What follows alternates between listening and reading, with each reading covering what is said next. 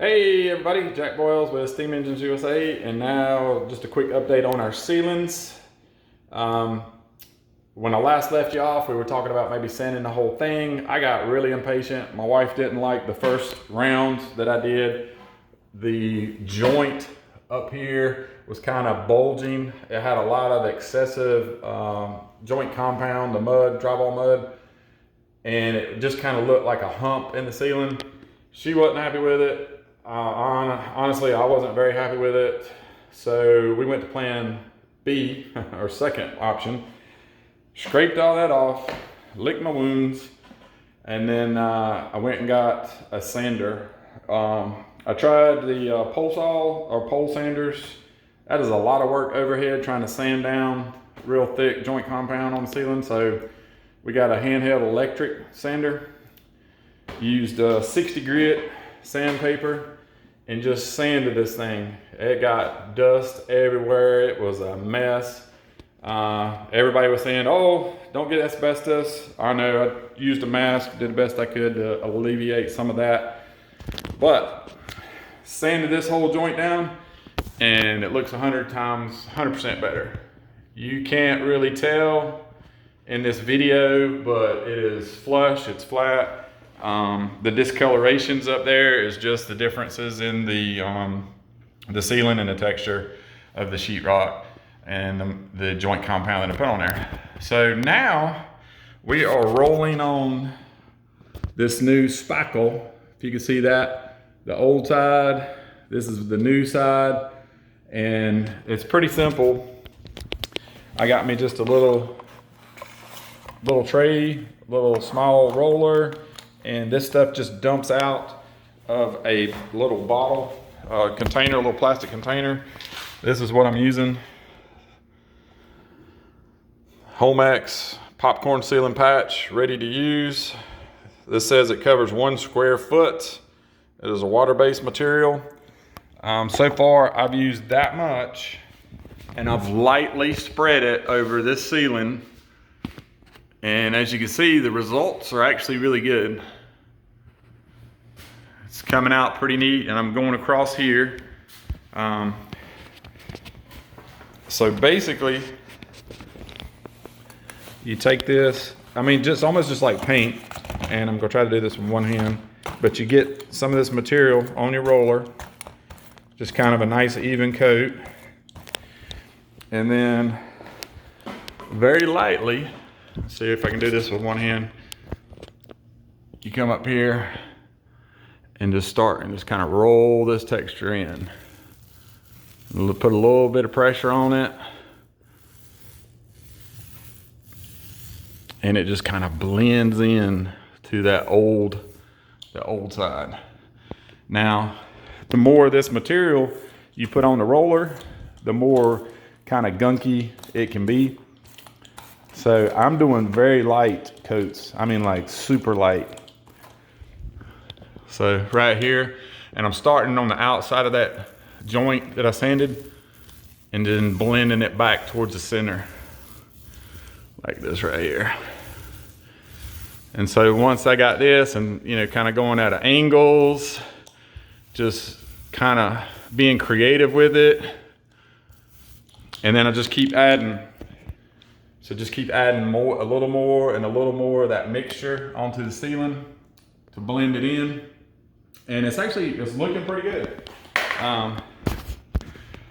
So as you can see coming across the ceiling, it's actually starting to blend in. You have to overlook the coloration. A lot of people are visual people and they see the coloration and they're like, oh, that looks messed up, man. But in reality, what's gonna happen is, all I'm worried about is texture. The transition from this ceiling over here to this new patch section to over here to the old section. So that in the middle, just trying to get it to blend. And as you can see, it's a little bit thinner, like the material in there is a little bit thinner. So it's a lot easier to put a little on at a time than to have too much and try to get it off. So this is my first coat. I'm gonna go all the way across with that material. let it dry a little bit, come back, get a second light coat of it, and just kind of artistically blend it between the two sides of this joint. And then once I'm happy with it, my wife signs off on it. Yeah, that looks good. Then we'll let it dry. I'm gonna do my baseboards. I got all my baseboard trimmed tonight. I'm gonna work on it, get the baseboards installed. And then tomorrow we should be able to paint it.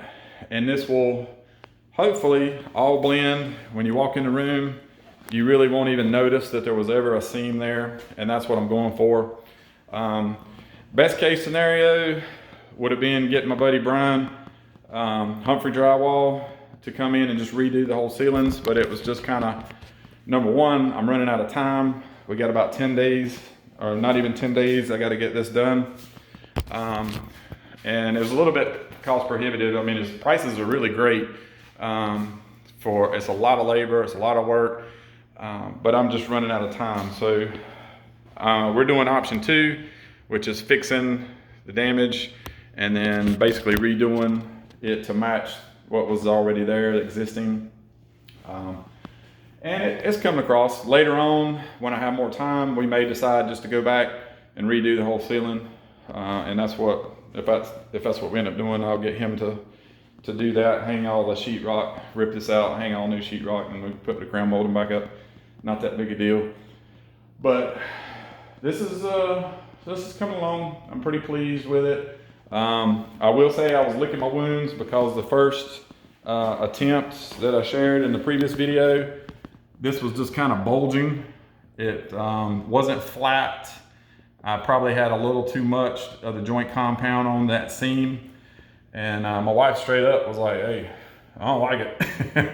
So I was a little frustrated. I was like, man, all that work and she just don't like it. But I didn't really like it either. So came back, got a pole sander. That is a lot of work trying to sand down these seams overhead. It wasn't really very efficient.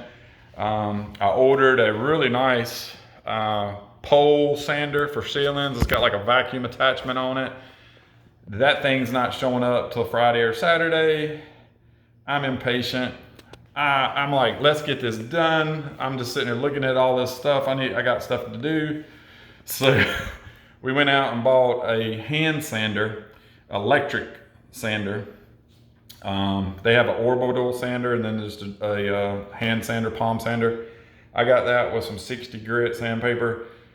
Down here, put a little plastic out, and man, for maybe not quite an hour, sanded this whole thing with a palm sander. It was nasty. I had a mask on because I didn't want to get, asbestos issues going on, but did the best I could to protect myself from that. But sanded this thing down. It was drywall sand, dust everywhere, all in here, all over everything. Took me about 2 hours or more to clean all that up. So that was a long day, messy day, but the results I'm super happy with. I mean, you can't really tell, but the ceiling up here is just smooth. So we're going from this grainy texture to now there's no hump. And you can see looking back this way, that texture that's already been laid in from right there. I mean, it's good. I mean, it's definitely a lot. It's 100 times better than it was. So I'm pretty pleased with this. Got to get the wife test. So when Susan gets home, I get this first coat done. I may come back and touch it up with a little bit of a second coat, but I'm gonna basically, hey, honey, what do you think of this? Is it acceptable? And then once that is, you can't look at the coloration though. The color, just ignore color. It's all texture right now at this point. So once we get the texture right, hey, it kind of blends, it looks good. Hey, there's a little spot here, add a little bit more in there. Once we get that done, then we can paint this whole entire ceiling and the ceiling will be done for now. Then we can put our baseboard down. I got all that stuff ready to go right there. We're gonna put all the baseboard in this evening. Then I can hang my crown molding. I'll probably do that either, I don't know if I'll get to it tonight, but definitely by tomorrow once, well, I just gotta paint the ceiling first. So yeah, it'll be 2 days, and then I'll be working on crown moldings, put those up. And then at that point, ceiling's done and painted, all the trims installed, and we'll paint window trim, crown molding, baseboard trim, let it dry a day. So now we're in three or 4 days.